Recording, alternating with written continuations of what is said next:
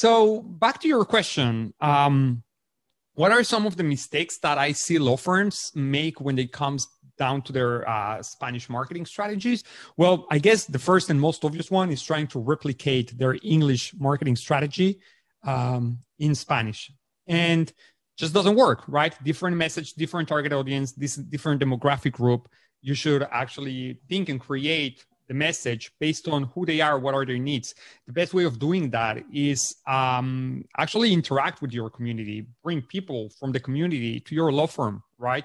And if you are a small team and you cannot just hire someone from the Hispanic community just, to make your law firm more diverse, you probably had already Hispanic clients. So take some more time to learn about them, to have conversations with them, right? To get to know their communities, right? If you cannot do your own community outreach events, then go to community events of the Hispanic community to learn more about them. So educate yourself and create a message based on who your Hispanic market is, how do they communicate, how do they talk, what are their interests, what are their concerns, and not imposing them on them, because that's your strategy in English and that's what you've seen work in English.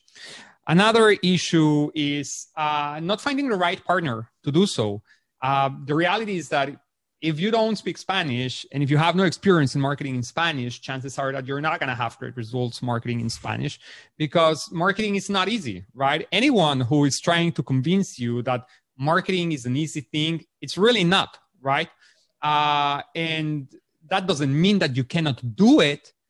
Every single platform, be that Facebook, Google, TikTok, you name it, they're making it as easy as possible for you to run campaigns, for you to create content, for you to actually put yourself out there. But that doesn't mean that you're going to have success at it. It's the truth. So having the right partner to help you make that marketing strategy a success will definitely have meaningful results. And I think the last part is people who actually do the first two things that I've mentioned here. They do have a general awareness of their Hispanic market. Heck, they may even have Latinos working in the law firm.